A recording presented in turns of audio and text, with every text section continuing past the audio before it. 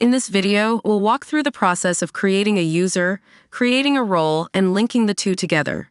We'll start by creating a role, then create a user, and finally assign that user access to the specific role. To create a role, we'll use the role management application.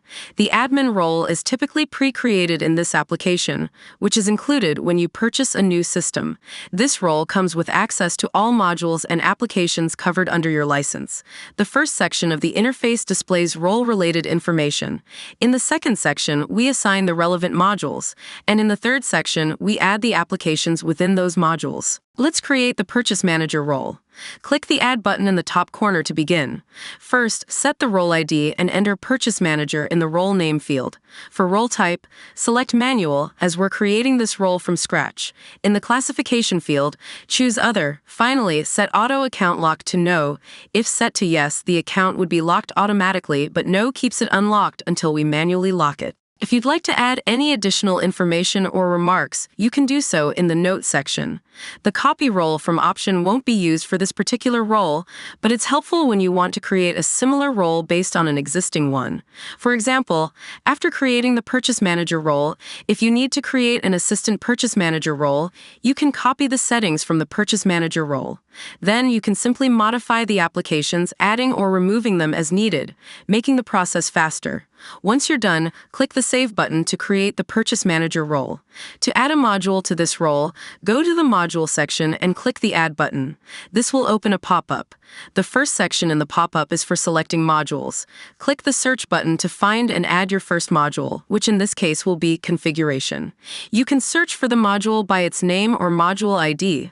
Next, under Module Status, make sure it's set to Yes. For the option Activate all the applications in the module, select No. This ensures that you'll manually add only the specific applications you want this role to have access to. Once everything is set, click Save, and the module will be successfully added to the Purchase Manager role. To add an application to this module, click the Add button in the Application section. A pop-up will appear. In the Application section, click the Search button to view a list of all available applications within the module. Select the application you want to grant access to. For example, we select Vendor Information. Next, set the access level. You can choose View Only if you want the user to only view the application, or Full Access if the user needs to edit it. This setting controls the user's access to the application, either restricting them to view only or allowing full editing rights. Click Save to add the application to the module. Repeat this for other applications as needed. For the Purchase Manager role, we've added the Configuration module with applications like Vendor Information, Vendor Item List, Item Management, and Drop-Down Setup. Now, let's add another module, Material, which will include applications related to purchase and items. The first application in this module is Purchase Planning, followed by Purchase Order, Item Cost and MSP Control, and Item Movement History. Next, let's add an Analytics module to the role and include the following analytics applications: Stock Status Analytics, Purchase Data Analytics, and Receipt Data Analytics. With this, our role is complete. When you click on the Purchase Manager role in the Role Management application, you'll see a page displaying role details, the associated modules, and their respective applications. By clicking on each module, you'll see all the applications under it. Now, let's move on to creating a user. Exit the Role Management application and open the User Profile application. To create a new user, click the New User button and a pop-up will appear. In the User category, select Other. Here, we're creating the user ID for Rajesh Verma, so the ID will be Rajesh V. Enter Rajesh Verma as the username and assign the role Purchase Manager by selecting it from the drop-down, since this is the only role we've created. For the status, keep it active while Rajesh needs access to the system.